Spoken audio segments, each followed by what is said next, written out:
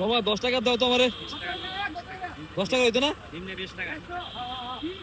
KG কত? KG 300 টাকা। এগুলার কেজি 300 টাকা।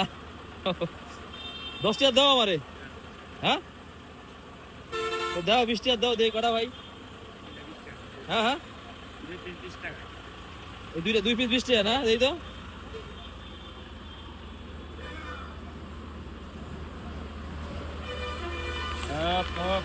ভাই তোমার এনে তো মেরা দিব।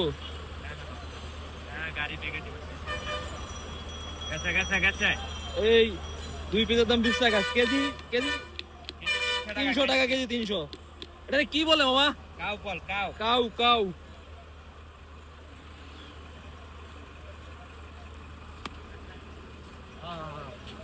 সাপ 20 টাকা। জি।